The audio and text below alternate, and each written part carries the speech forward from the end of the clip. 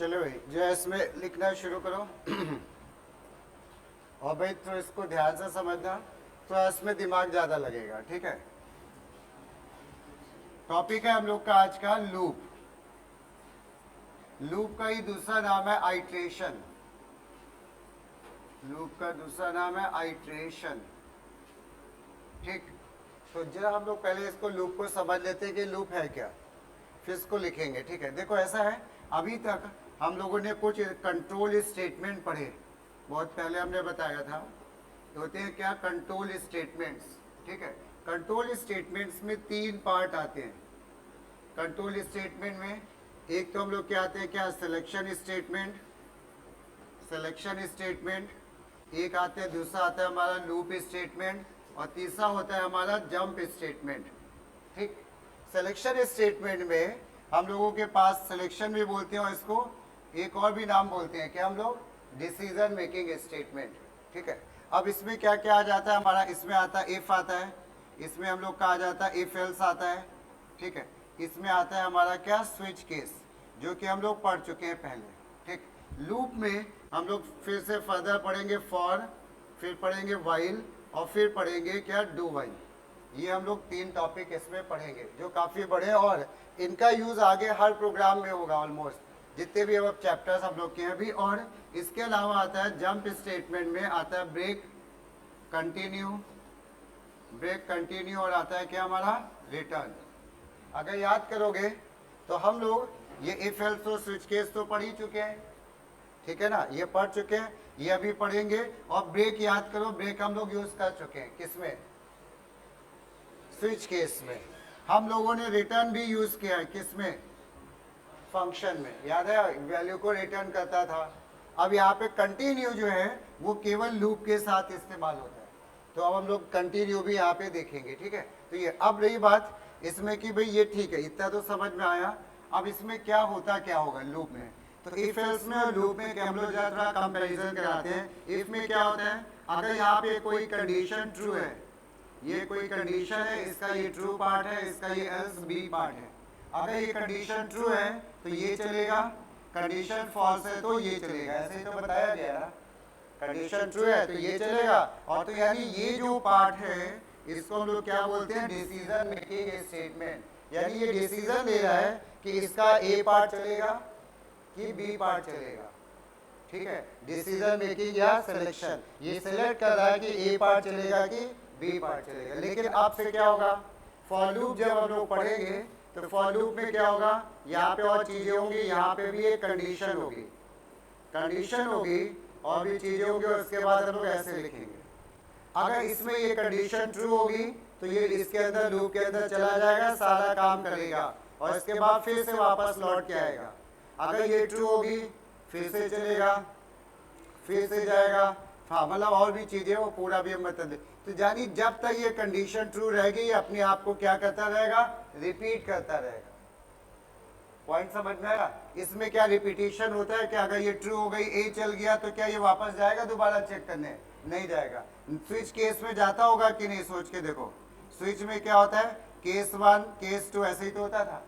अगर यहाँ पे वैल्यू 1 है तो केस 1 में जाएगा, तो इसके केस 1 के बाद क्या ये वापस आएगा, क्या नहीं आता है ना, ठीक है। तो यानी इसमें कोई भी रिपीटिशन नहीं होता है, बट यहाँ पे क्या होगा, हर लूप में एक रिपीटिशन होगा। जैसे एक छोटा सा एग्जाम्पल हम बात करें, हमने कह दिया कि जैसे कि हमें क्या करना है, 10 बार VXL प्रिंट करना है, सुनना बहुत ध्यान से, 10 बार प्रिंटिंग करनी है VXL की।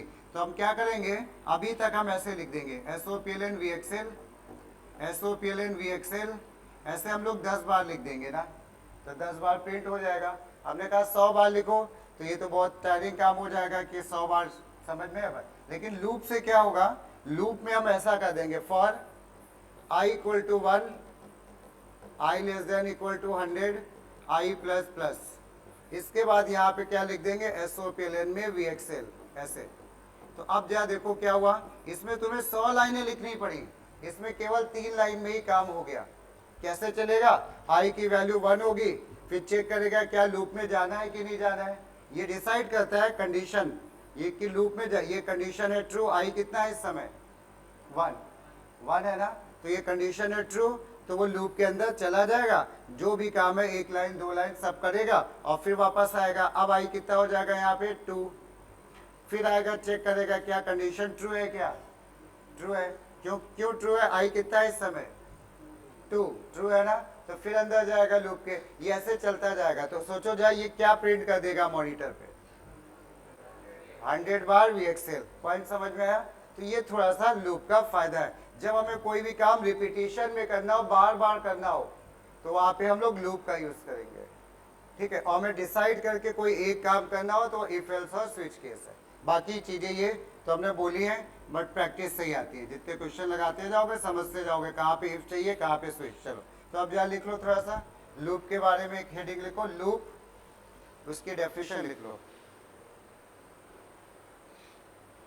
It is a control statement. It is a control statement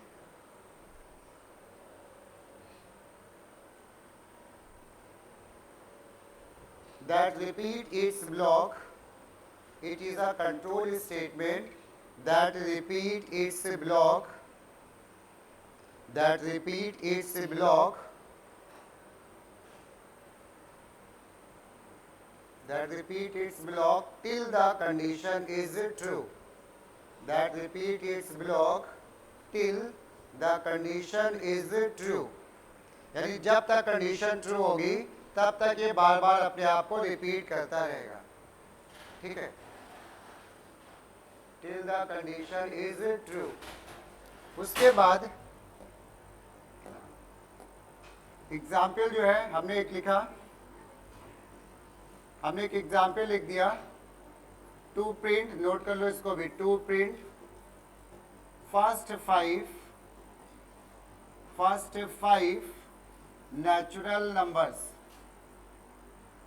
to print first 5 natural numbers, ये ठीक है। अब हमें प्रिंट करना है 5 नेचुरल नंबर, इसका मतलब है 1 2 3 4 5, ये प्रिंट करना है ना। क्वेश्चन में ऐसे ही तो बोला जा रहा है 1 से लेके 5 तक प्रिंट करना है, ठीक है। तो अब प्रिंटिंग हमारी होनी है ये 1 2 3 4 एंड 5, सही है। यानी इसमें रिपीटिशन, किस काम का रिपीटिशन हो रहा है, बार बार प्रिंटिंग हो रही है, बार बार प्रिंटिंग हो रही है ना नंबर की। और स्टार्टिंग कहाँ से हो रही है और जाएगा कहाँ तक 5 तक, और हर बार कितना बढ़ेगा 1, एक ही बढ़ेगा ना, ठीक है। तो यहाँ पे हम लोग क्या करेंगे, ऐसे अभी हम लूप पूरा नहीं, हम एक दिखा रहे हैं, बस आइडिया दे रहे हैं कि लूप कैसे लिखा जाता है, कैसे यूज किया जाता है। तो हम लोग क्या करेंगे इसमें, फॉर i इक्वल टू 1, यानी ये हमारा हो गया एक तरह से क्या, इनिशियलाइजेशन। मतलब हम ये बताते हैं कि कहाँ से हम स्टार्ट करेंगे, फिर हम ये बताते हैं कंडीशन कि कब तक कहाँ तक हम लोग जाएंगे। तो कहाँ तक जाएगा ये i बताओ, 5 तक। तो क्या हम i इक्वल टू 5 लिख दे तो सही होगा क्या, नहीं। पता है क्यों गलत हो, पहली बार में ये गलत हो गया, क्यों, i है 1 और i हम कह रहे हैं 1 इक्वल टू 5, कंडीशन क्या हो गई, फॉल्स। तो ये तो लूप चलेगा नहीं, तो ये नहीं लगेगा। हम तब तक लूप चलाएंगे जब तक i छोटा रहे या i जो है बराबर रहे, ठीक है। i छोटा हो या बराबर हो तो हम इस बात को लिखेंगे i less than equal to 5। अब समझ में आया, i अगर छोटा है, जैसे i 1 है तो 1 तो 5 से छोटा है ना, यानी चल जाएगा, 2 भी छोटा होगा चल जाएगा, ठीक है। और हर बार कितना बढ़ाना है हमको, 1, तो हम क्या करेंगे, यहाँ लिख देंगे i प्लस प्लस। पॉइंट समझ में आया, हर बार जितना, तो देखना 3 पॉइंट निकल के है, पहले इनिशियलाइजेशन, स्टार्टिंग वैल्यू, कब तक काम चलेगा, हर बार कितना बढ़ेगा, ये 3 पॉइंट, ठीक है। और इसके बाद ब्रैकेट ओपन किए, इसको हमने यहाँ पे लिख दिया SOPLN या SOP जैसे भी लिख दिया i, ये SOPLN i। तो ये क्या प्रिंट कर रहा होगा सोचो,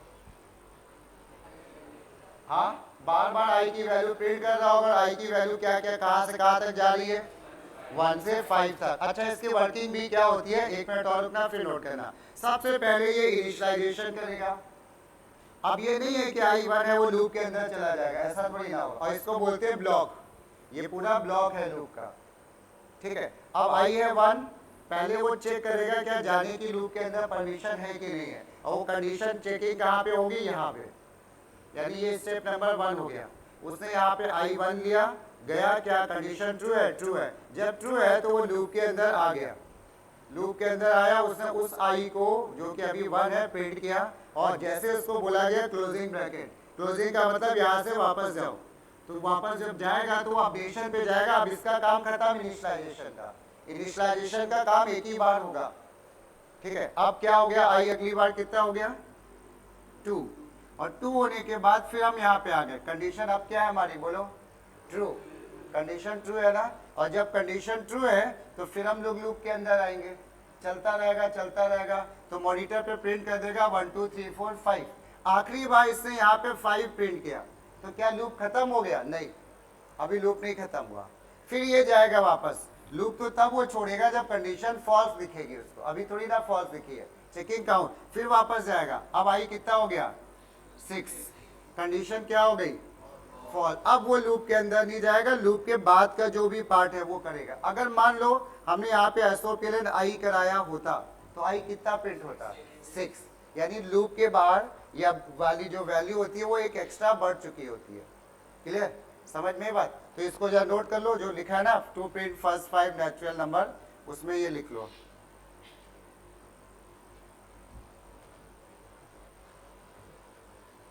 तो प्रिंट फर्स्ट 5 नेचुरल नंबर में ये लूप लिखा हुआ है, ठीक है। अब इसके बाद एक जगह तुम लोग लिख डालो लूप, थोड़ा सा तो आइडिया हो ही गया। और जो लोग लूप भी पहली बार पढ़ रहे हैं बहुत ध्यान से पढ़ना, हो सके तो कोशिश करना जितना पढ़ाया जाए घर में एक बार रिवाइज कर लेना, 10 मिनट लगेंगे, इससे ज़्यादा नहीं लगेंगे। तो अगले दिन जब आओगे तो फिर थोड़ा चीज़ें थे धीरे धीरे इकट्ठा होंगे। चलो इसमें जा लिखो, एक क्वेश्चन और लिखो, सेकेंड पार्ट, टू प्रिंट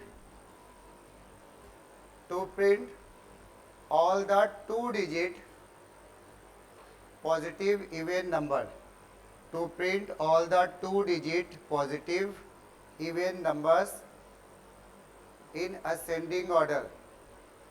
इसको जरा लिखो, खाली लूप लिखना है, पूरा प्रोग्राम नहीं लिखना है जैसे हमने लिखा है फॉर से। To print all the positive 2-digit even number in ascending order, लिख डालो जरा। और सब कुछ स्मॉल लेटर में लिखोगे भाई, फॉर कीवर्ड है, स्मॉल लेटर में लिखा जाएगा।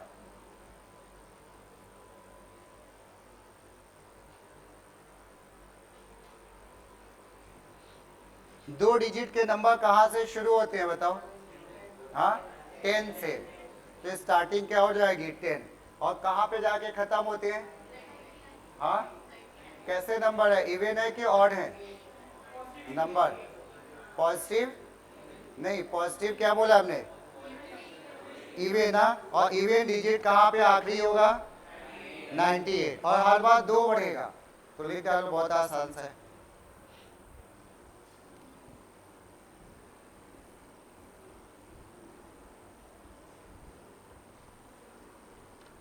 इसके लिए हम लोग क्या करेंगे, यहाँ पे ऐसे फॉर हम कहाँ से शुरू करेंगे, कोई बोलो, आई को कहाँ से शुरू करेंगे 10 से, आई 10 जाएगा कहाँ तक, आई 98 तक, सही है ना, आखिरी पॉजिटिव इवन नंबर 8 होगा, और हर बार कितना बढ़ेगा 2, तो हम क्या करेंगे, आई इक्वल टू आई प्लस 2, और इसके बाद ब्लॉक ओपन करेंगे और यहाँ पे लिख देंगे SOPLN आई, SOPLN आई, और ये कर देंगे लूप बंद, ठीक है। और इस आई प्लस को हम शॉर्ट में ऐसे भी लिख सकते हैं, ये पता ही होगा सबको, शॉर्ट हैंड ऑपरेटर से लिखो या नॉर्मल लिख दे, इससे कोई फर्क, हाँ बोलो, आई प्लस 2 कुछ होता ही नहीं है, पता है क्या, आई प्लस 2 कुछ, इससे आई की वैल्यू नहीं बढ़ सकती है।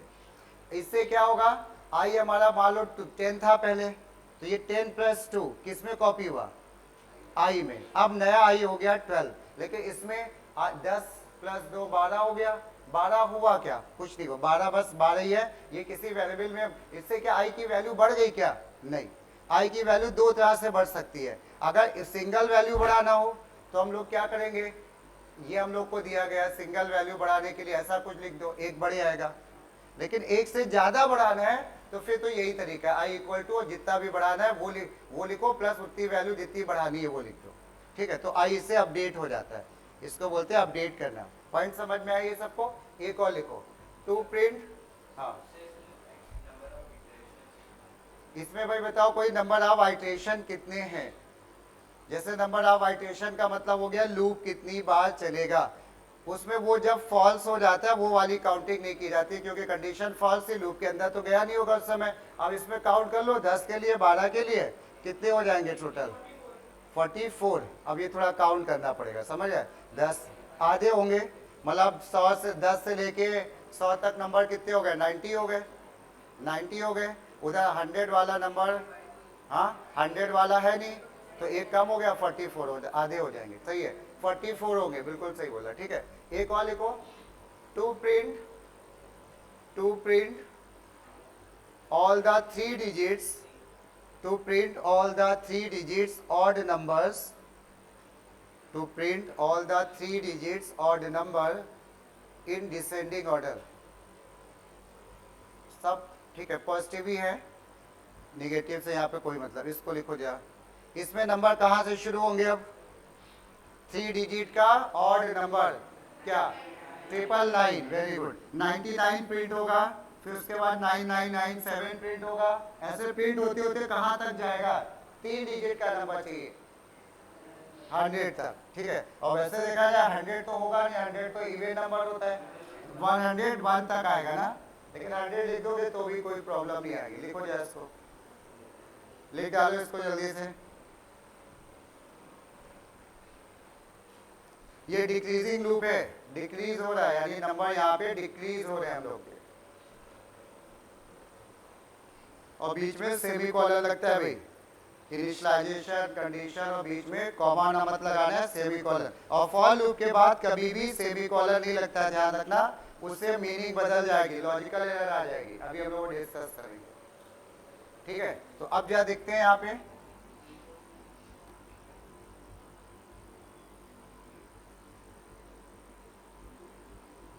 अब हम लोग क्या करेंगे इसमें, फॉर सुना, फॉर आई को कहां से शुरू करोगे बोलो, 999, आई को प्रिंट करेंगे 999 से, सही है।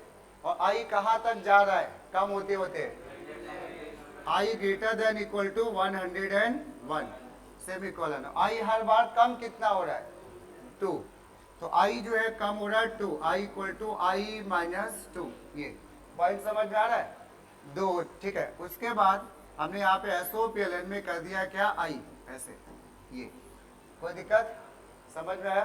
चलो अब जरा लिखो, अब एक हेडिंग, अब थोड़ा हम लोग फॉर लूप को प्रॉपरली लिखते हैं, ठीक है। अब यहाँ पे लिख लो जरा, फॉर सेंटर हेडिंग डालो, फॉर लूप। पेपर में इसका सिंटैक्स भी पूछ सकते हैं कि सिंटैक्स क्या होता है, तो यहाँ पे लिख लो जरा सिंटैक्स। फॉर में लिखा हमने फॉर, सबसे पहले लिखते हैं हम लोग इनिशियलाइजेशन, इनिशियलाइजेशन और सेमीकोलन, ठीक है। फिर उसके बाद लिखते हैं हम लोग क्या, कंडीशन। अभी हम लोग देख रहे थे लूप में, कंडीशन बोलो या इसको बोलो टेस्ट एक्सप्रेशन, ऐसे एक्सप्रेशन जो टेस्ट करेगी। और फिर क्या लिखते हैं हम लोग, अपडेशन, और फिर ये, और ब्रैकेट करते हैं बंद। क्या चाहिए, डायरेक्ट नहीं, डायरेक्ट कैसे लिखोगे, लूप के बिना स्टेटमेंट ब्लॉक कैसे बनेगा, लूप का ही तो बनेगा ना। अब ये क्या किया, और यहाँ पे हमने क्या किया, स्टेटमेंट जो भी काम करना है पेपर में आता है, राइट द सिंटैक्स, तो हम लोग ये लिखेंगे, सिंटैक्स मीन्स कैसे इस्तेमाल किया जाता है, इस बात को हम लोग बता रहे हैं यहाँ पे, ठीक है। ये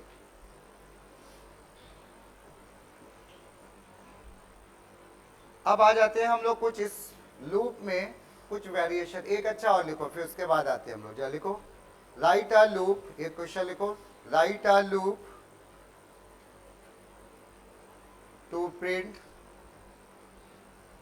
first 5 multiple of 5, write a loop to print first 5 multiple of 5, first 5 multiple of 5, यानी इसका मतलब हमें प्रिंट क्या करना है, 5 10 15 कहाँ तक, 25 तक। लिखो जाए इसको, स्टार्टिंग 5 से हो रही है, जा रहा है ये 25 तक, और हर बार 5 बढ़ रहा है,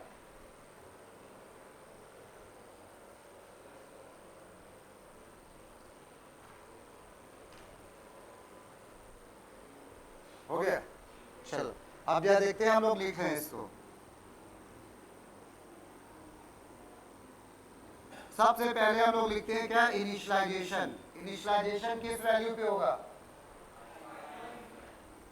i इक्वल टू 5।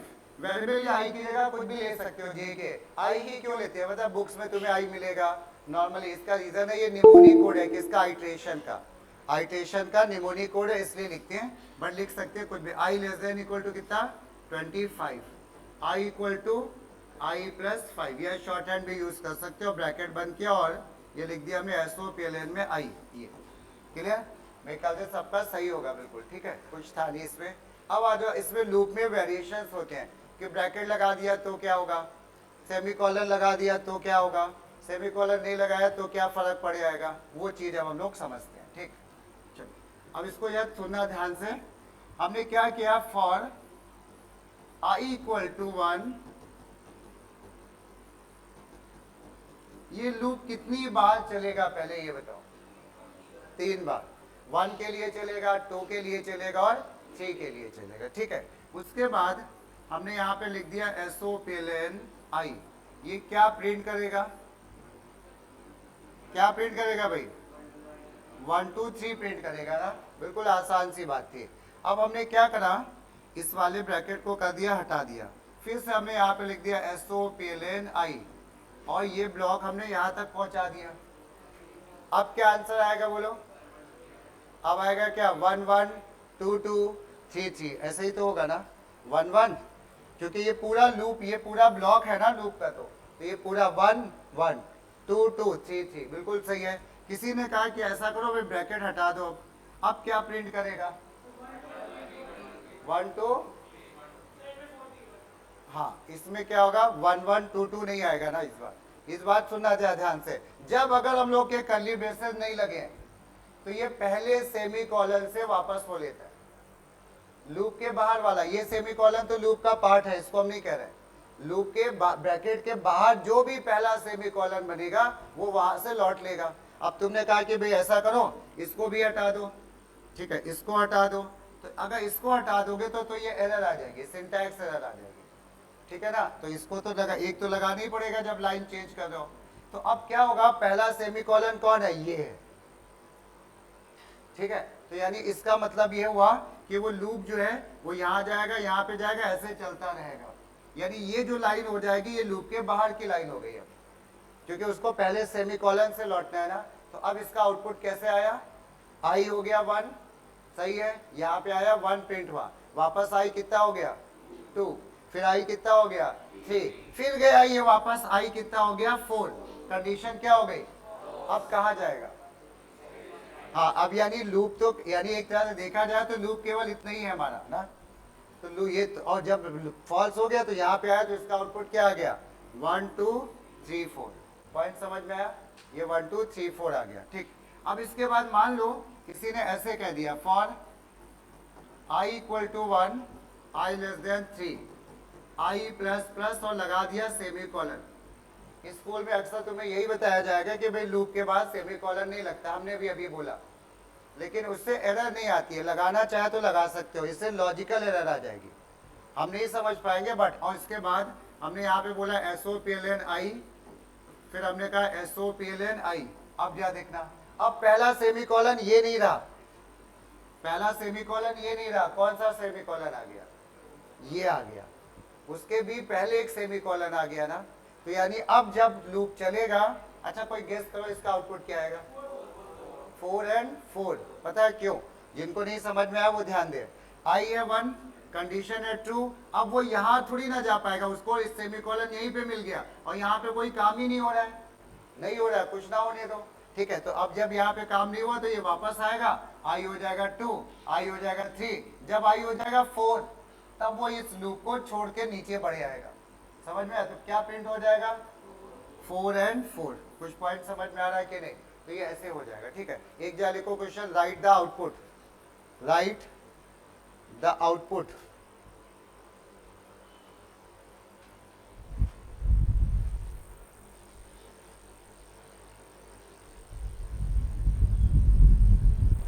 चलो लिखो राइट द आउटपुट और इसके बाद लिख लो क्वेश्चन हमारा ये है फॉर आई इक्वल टू, हमने यहाँ पे ऐसे कह दिया m equal to 3, n equal to 5, और ये इंटीजर ही टाइप के हैं सब variable, i equal to m, i less than equal to n, i plus plus, कोई कॉमा नहीं लगा लूप के बाद, और फिर हमने यहाँ पे प्रिंट कर दिया SOPLN m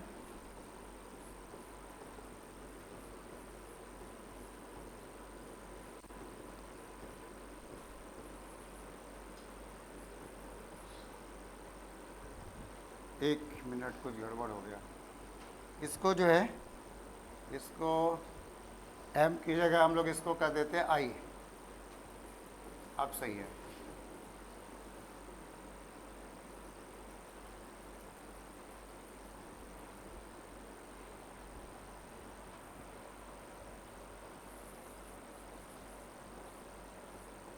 चलो इसका आउटपुट निकालो।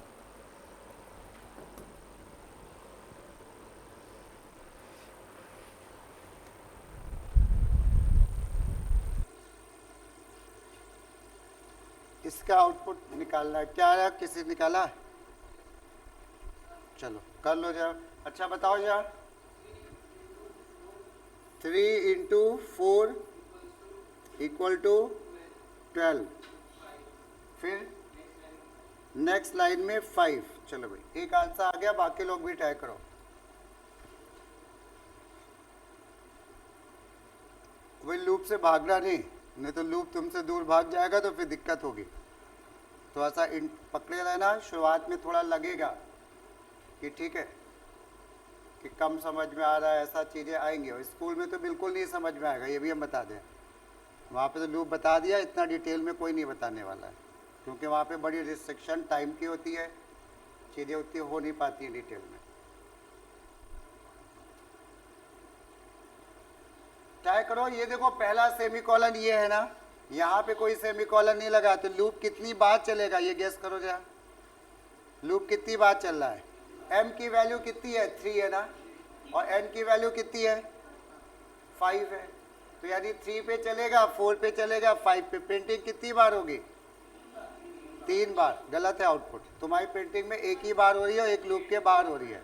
हाँ चलो एक मिनट, ये कुछ बोल रहे हैं भाई। 3 into 3 equal to 9, 3 into 4 equal to 12,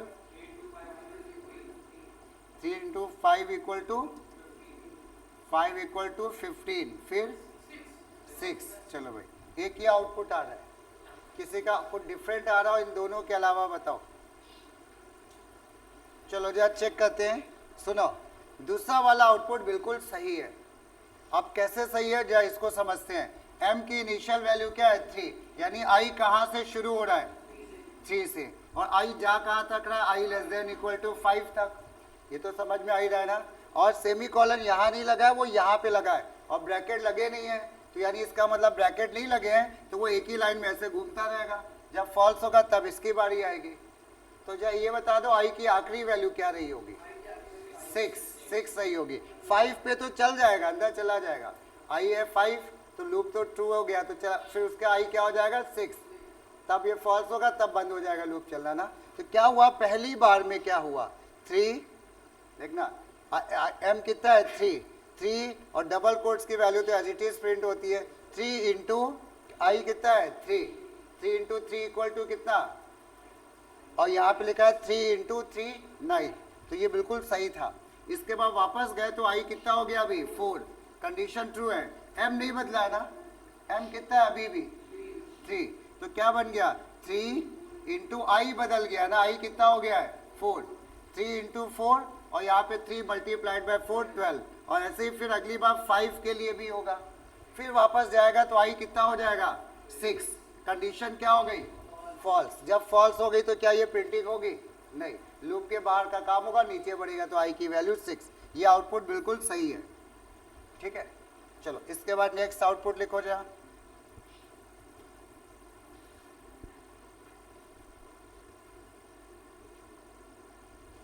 अगला आउटपुट हमारा है इस तरह से, m इंटीजर, नेक्स्ट लिखो m equal to 5, n equal to 6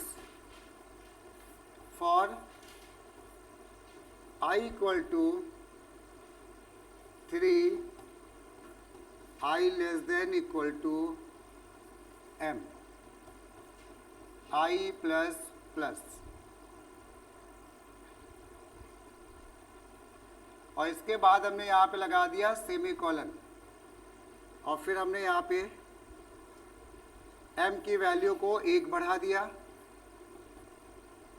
n की वैल्यू को 1 कम कर दिया, और तुमसे कहा जाए आप बताओ I कितना है, m कितना है और n कितना है, ये वैल्यू निकाल के दिखाओ।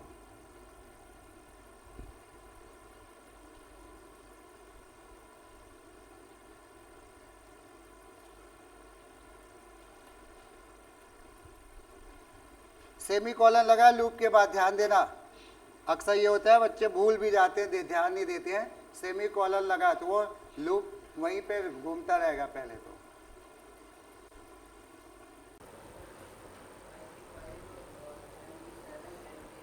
क्या प्रिंट होगा मॉनिटर पे, ये बोलो, मॉनिटर पे क्या दिख रहा होगा अगर ये प्रोग्राम लिखा जाएगा? चलो बताओ, कुछ कह रहे हो? 3,6,5। चलो भाई, एक आंसर ये आया, और कोई बोलो। इन्होंने बोला कि ये आंसर शायद आएगा, और कोई बताओ। हाँ, 6,6,5। एक मिनट, 6,6,5 ये कह रहे हैं, और किसी का आंसर डिफरेंट इन दोनों के अलावा? हाँ, 5, 6 और 5। चलो एक और आ गया आंसर भाई, 5, 6 और 5। अब एक मिनट यार, सब लोग इधर देखो, ठीक है, अब छोड़ दो, अब इधर हम बता रहे हैं। ये 3 आंसर आ रहे हैं डिफरेंट ऑप्शंस के। अब देखो यहाँ पे m और n तो ठीक है, यहाँ पे I शुरू हो रहा है M3 से, है ना, और कहाँ पे I, इसके बाद बताते हैं हम। इसी I है 3 ना, ये कितना लिखा हुआ M? 5, यानी लूप जो है I less than equal to 5 तक जाएगा। तो क्या, और यहाँ पे सेमी कॉलन लगा, I है 3, कंडीशन है ट्रू, तो क्या नीचे बढ़ाएगा वैल्यू को? नहीं, वो कहाँ जाएगा? यहाँ चला जाएगा। यानी ये इसको बोलते हैं हम लोग एम्प्टी लूप, यानी लूप तो है बट उसके अंदर कोई प्रिंटिंग नहीं हो रही है, तो वहाँ पे जाएगा।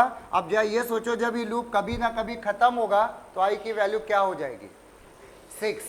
5 तक तो लूप चलेगा ही चलेगा ना, I less than equal to 5 है कंडीशन, तो 5 तक तो चलेगा। 5 के बाद I कितना हो जाएगा? 6, तब ये लूप स्टॉप हो जाएगा। तो यानी I की वैल्यू, आखिरी वैल्यू क्या हो गई? 6। एक बात तो ये कंफर्म हो गई, I 6 पे रुक गया। अब आ जाओ, ये तो लूप के बाहर है ना, लूप से मतलब है ना, एक ही बात चलेंगे, तो m कितना हो जाएगा? इस समय यहाँ पे 5 है, लेकिन प्रिंट तो नीचे हो रहा है, तब तक तो बढ़ चुका होगा ना, तो यहाँ पे m I ये कितना हो जाएगा? 6। n कितना हो जाएगा? 5। अब यहाँ पे जब प्रिंट होगा तो क्या प्रिंट होगा बोलो? I कितना? 6, I हो जाएगा 6, और m कितना? 6, और n कितना? 5। ये आंसर भी सही है, ठीक है, नोट कर लो, ये आंसर सही है। क्लियर हो गया?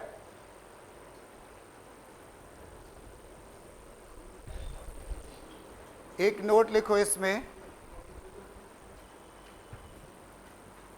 इफ, ऐसे नोट लिख लो, भूल ना जाओ इसलिए लिख रहे हैं। If the first line of loop, if the first line of loop ending with semicolon, then ending with a semicolon, then it will not print anything, then it will not print anything and will be known as empty loop। और इस loop को हम लोग आगे लिखेंगे empty loop बोलेंगे, ठीक है। चलो, तो ये क्लियर हो गया। बस इसको थोड़ा सा याद रखना पड़ेगा, क्योंकि इसमें धोखा हो जाता है, कोई बड़ी चीज़ है नहीं। ठीक है, इसलिए लिख दिया है, कभी रिवीजन करोगे तो याद आ जाएगा। अब एक हेडिंग डालो जरा, types of loop. Types of loop, कितने टाइप के लूप हैं, लिखो जरा अगली हेडिंग, टाइप्स ऑफ लूप। इससे क्वेश्चन बोर्ड में खूब आए हैं। टाइप्स ऑफ लूप में नंबर 1 पहला लिख लो जरा, नेस्टेड लूप। जैसे कि हम लोगों ने पढ़ा था नेस्टेड इफ एल्स, याद आया किसी को? जो लोग आ रहे हैं शुरू से उन्हें पता होगा नेस्टेड इफ एल्स, इफ के अंदर एक और इफ आ जाता था। वैसे ही यहाँ पे क्या होगा, लूप के अंदर एक और लूप आ जाएगा। कितने भी आ सकते हैं, एक के अंदर दूसरा, दूसरे के अंदर तीसरा, तीसरे चौथा, कितने भी लिख सकते हो, कोई रिस्ट्रिक्शन नहीं है। ठीक है, तो लिख लो एक line, a loop with in a loop is called nested loop. लिखो जरा, a loop with in a loop is called nested loop. A loop within a loop is called nested loop. और फिर यहाँ पे एक एग्जाम्पल लिख लो। हमने ऐसे कहा, for i equal to 1, i less than equal to 5, i plus plus, ये ऐसे, ठीक है ना। और इसके बाद हमने कोई भी यहाँ पे एक और लूप लगा दिया, i equal to 1, i less than equal to 3, ऐसे कोई भी एक लूप और लगा दिया। और इसके बाद तुमने यहाँ पे प्रिंटिंग करा दी। अच्छा, इस फॉर लूप में हमने ब्रैकेट नहीं लगाए हैं ना, इससे क्या होगा बताओ? ये जो नीचे वाला फॉर लूप है, इससे क्या होगा, वो एक ही लाइन में बस घूमता रहेगा, है ही नहीं 2 लाइन, तो वैसे भी नहीं फर्क पड़ता। ये लूप के अंदर दूसरा लूप आ गया, तो ये हमारा बन गया क्या, कैसा लूप हो गया ये भाई? Nested loop. क्लियर हो रहा है? इसको अगर ध्यान से देखोगे तो पहला लूप कितनी बार एग्जीक्यूट हो रहा है, आई वाला 5 टाइम, और जे वाला, अच्छा एक मिनट मिस्टेक कर दी यहाँ पे, एक थोड़ा सा हम लोग आई के अंदर आई नहीं ले सकते हैं, हमें क्या करना होगा, इस वेरिएबल का नाम कुछ बदलना होगा। ठीक है, तो इसको जे कर दो, हमने आई लिख दिया यहाँ पे, जे इक्वल टू 1, कुछ भी ले लो, जे लेस देन इक्वल टू 3 और जे प्लस प्लस। ठीक, और यहाँ पे प्रिंटिंग में भी हमने मान लो जे कर दिया। ठीक है, अब ये लूप में अंदर एक और लूप आ गया, तो ये हमारा बन गया क्या, नेस्टेड लूप। अब ये बताओ i की वैल्यू, इसमें आखिरी वैल्यू क्या होगी? 6, वेरी गुड, और j की 4। क्लियर? चलो इसमें एक नीचे लिख लो, इसी के नीचे लिख लो, फिर एक क्वेश्चन तुम लोग को देंगे हम। ठीक है, यहाँ पे ऐसे इसी के नीचे लिखते चलना है, final value of i equal to 6 and j equal to 4, यही तो होगा ना। ठीक है, इसके बाद सेकेंड में आ जाओ, number of iteration of i, number of iteration of i कितने हैं बोलो? हाँ, 6 नहीं है भाई, i कितनी बार चल रहा है अकेले? 5। अब कुछ लोग को लग रहा है भाई 6 भी तो होता है, बट जब 6 होता है तो क्या ये लूप चल पाता है? नहीं, फॉल्स हो जाता है, तो लूप के अंदर तो जाएगा नहीं, तो वो काउंटिंग में नहीं लाते हैं। चेकिंग 6 बार हो रही है, पॉइंट समझ में आया? चेकिंग हमारी 6 टाइम है, बट लूप तो 5 टाइम ही एग्जीक्यूट होगा। ठीक है, number of iteration of i कितने हो गए? 5, और j के कितने हो गए बोलो? 3। और इसके बाद हमने बताया कि भाई together i and j, together i and j मिलके कितनी बार चल रहे हैं एक साथ मिलके बोलो? 15। और कोई बताओ भाई, ये कह रहे हैं 15 टाइम चलेंगे i और j मिलके।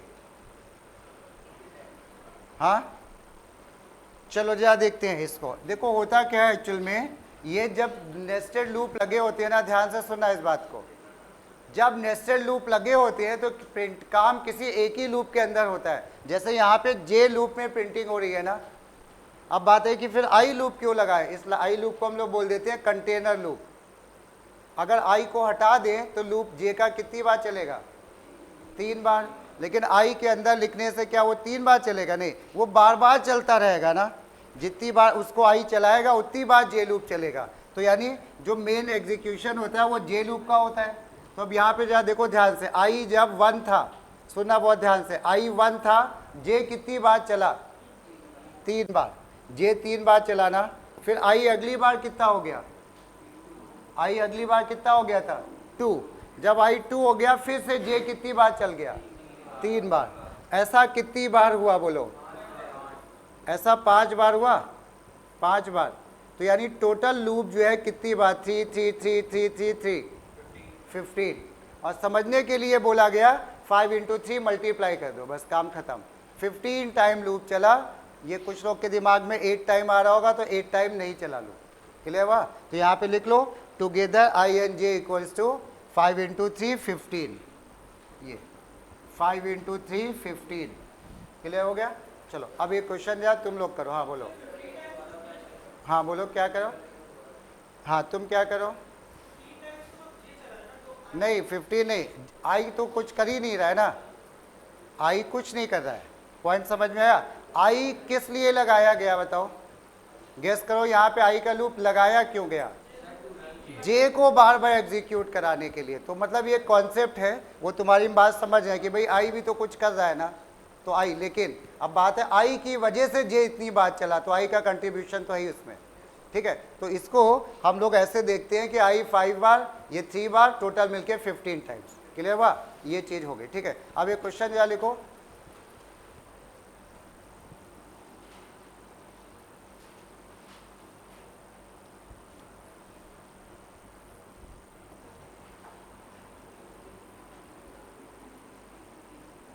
ठीक है।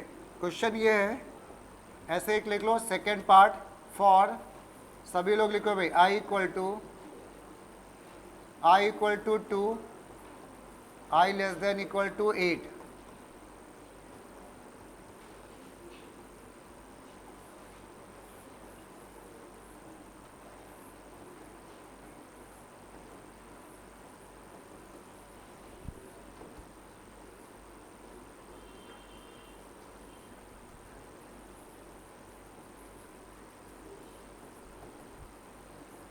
ये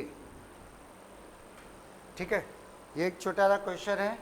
इसके नीचे हम लोग को निकालना क्या है, पहला पार्ट इसका है final value of I and J. लिख लो इसके नीचे 3 question, final value of I and J, second part, फिर आंसर एक साथ तुम लोग लिखना। सेकेंड पार्ट में लिख लो number of iteration of I and j, number of iteration of I and j। फिर तीसरा लिख लो iteration of I and j together, iteration of I and j together, दोनों मिला के सेम क्वेश्चन है, थोड़ा आराम से समझ के करना, ठीक है। चलो नहीं, पहले लिख डालो फिर डिस्कस करते हैं हम लोग। जो दिमाग में आ रहा है, जो समझ में आ रहा है अपने हिसाब से लिखो, फिर उसके बाद डिस्कस करेंगे।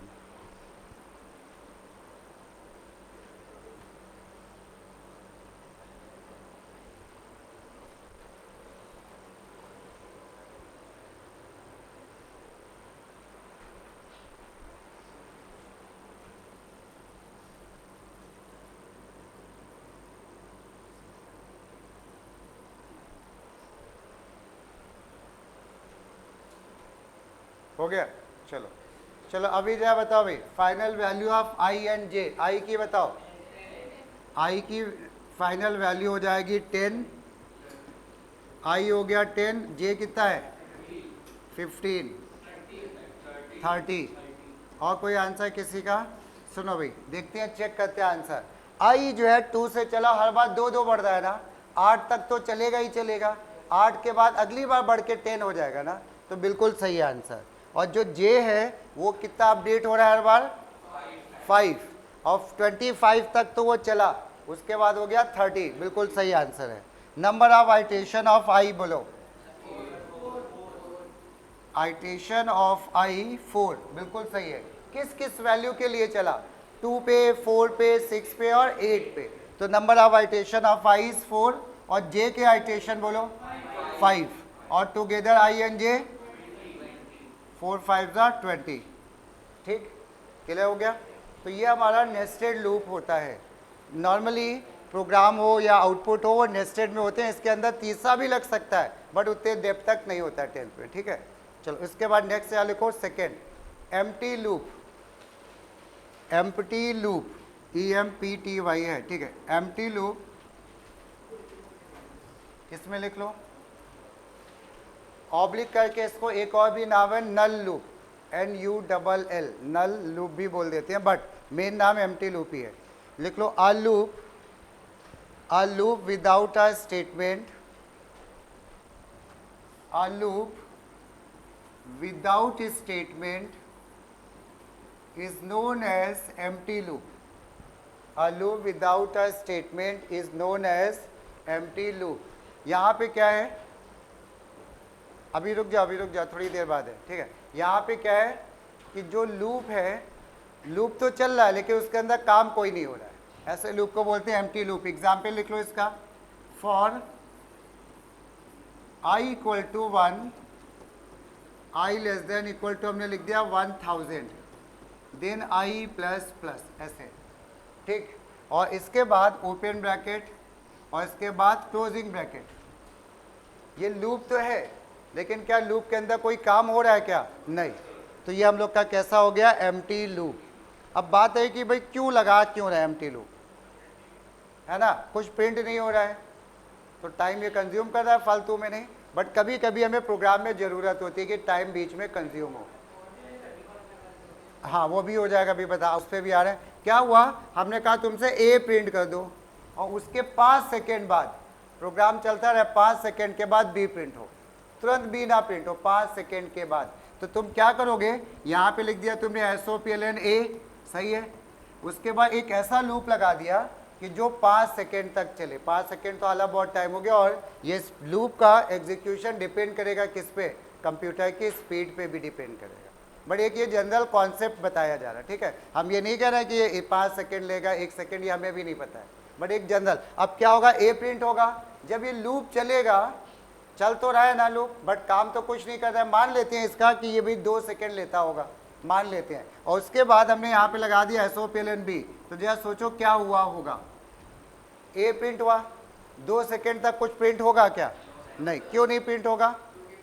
क्योंकि लूप चल रहा है, प्रोग्राम नहीं बंद हुआ है। उसके बाद जब ये लूप कभी ना कभी खत्म होगा तब बी आएगा, तो ए और बी के बीच में कुछ टाइम डिले हो जाएगा, इसलिए इसको हम लोग टाइम डिले लूप भी बोलते हैं। तो एक लाइन और लिखो, it produce the time delay between, ऐसे एक्स्ट्रा लिखवा रहे हैं नॉलेज के लिए, ठीक है। It produce the time delay between two statements,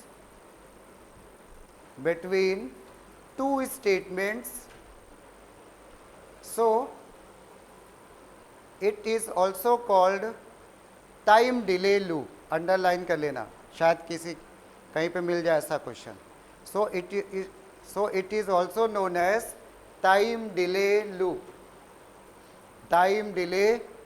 fine. अब एक और एग्जाम्पल लिख लेना, अभी इन्होंने बोला, ठीक है। इसी का एक एग्जाम्पल और, जैसे हमने लिख दिया सेकेंड एग्जाम्पल एम्प्टी लूप का, for i equal to 1, i less than equal to 5, i plus plus और लगा दिया क्या? Semicolon. तो ये भी हमारा कैसा हो गया भाई? Empty loop. इसके नीचे कुछ भी लिखोगे वो लूप का पार्ट नहीं है, वो लूप के बाहर का पार्ट होगा ना। और एक छोटा सा एग्जाम्पल और लिख लेना, थोड़ा सा देखने में अजीब लगेगा बट ये MCQ में क्वेश्चन में कहीं कहीं मिल सकता है। एक एग्जाम्पल और इसी का, फॉर सेमी कॉलन, ये देखो कुछ है ही नहीं, तो क्या हो रहा है? ये लूप नहीं है क्या? लूप है। ये लूप इनफाइनाइट लूप चल जाएगा। अभी हम लोग आगे डिस्कस करेंगे इसके बारे में थोड़ा डिटेल में, ठीक है। बट ये भी एक एम्प्टी लूप हो गया। क्यों? इसमें कुछ प्रिंट ही नहीं हो रहा है, कुछ काम ही नहीं हो रहा है, बट लूप चल रहा है यहाँ पे, ठीक है। तो इसके बाद लास्ट में एक और लिखो, मतलब समझ में आया एम्प्टी लूप का कॉन्सेप्ट? कुछ भी लिख दो उस लूप के अंदर कोई काम ना हो एक बार भी, तो उसको एम्प्टी लूप बोल देंगे। वो कैसे लिखा है वो मैटर नहीं करता। हाँ बोलो।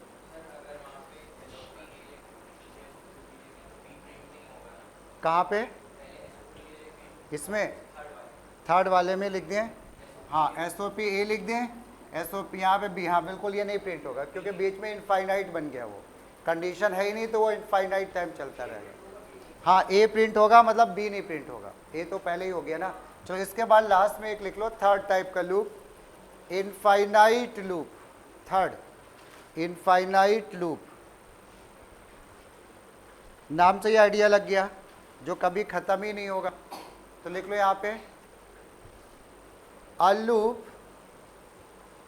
loop that never ends, a loop that never ends is known as infinite loop. A loop that never ends known as infinite loop. और फुल स्टॉप के बाद लिख लो it happens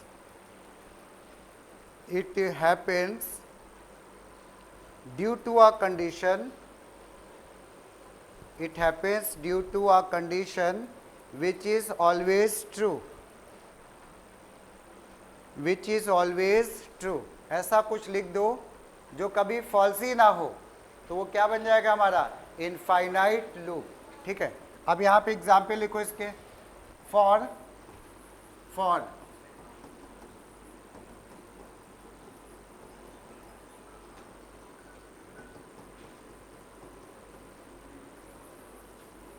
या इसके बारे में सोचो कि ये क्या आउटपुट प्रिंट करेगा मॉनिटर पे, क्या प्रिंट करेगा, I1 कंडीशन है ट्रू, अगली बार आई कितना हो गया, आई अगली बार कितना हो जाएगा बढ़ के 2 ग्रेटर देन 1, सही है, 3 ग्रेटर देन 1, कभी खत्म होगा नहीं। अब एक छोटा क्वेश्चन दिमाग में आ रहा होगा कुछ लोग के कि भाई इंटीजर है, आई हमारा कैसा है इंटीजर है, तो कभी ना कभी तो खत्म होगा। तो होता क्या है हम बता दें, इंटीजर की वैल्यू मान लो माइनस में वैल्यू शुरू होती है ए, यहाँ से लेके पॉजिटिव वैल्यू तक होती है, इंटीजर की भी रेंज होती है ना। तो वो क्या करेगा, तुमने मान लो ये बीच में कहीं 1 है, 1 से शुरू करेगा, पॉजिटिव पे जाएगा, फिर इधर जाएगा, फिर ऐसे चलता रहेगा। और अगर यहाँ पे जब वापस यहाँ पे जा रहा है तो हो सकता है यहाँ पे वो रुक भी जाए, इससे बन जाता है एंडलेस लूप और विदाउट एंडिंग लूप, बट वो उतना डेप्थ में नहीं अभी। ठीक है, अभी हमें क्या समझना है, ऐसी कंडीशन जो हमेशा चलेगी उसको हम लोग बोलेंगे क्या, इनफाइनाइट लूप। ठीक है, एक और एग्जाम्पल फिर इसको खत्म करते हैं। ठीक है, एक एग्जाम्पल और, मान लो किसी ने ऐसा कह दिया कि भाई हम कंडीशन ही नहीं लिखेंगे I1 ये, लेकिन हमें सेमीकोलन 2 ही लगाने पड़ेंगे लूप के अंदर ये। अब क्या होगा, इससे क्या होगा, क्या प्रिंट होगा सोचो, कंडीशन लिखी है क्या चेकिंग के लिए, नहीं एरर नहीं आएगी चलेगा, चेकिंग लगी है क्या कंडीशन, कोई नहीं लगी है। जब कोई कंडीशन नहीं होती है वो हमेशा ट्रू की तरह काम करता है, कभी ये फॉल्स होगा क्या, कभी नहीं होगा ना, क्योंकि ये जो लिखा है ये तो हमेशा ट्रू है।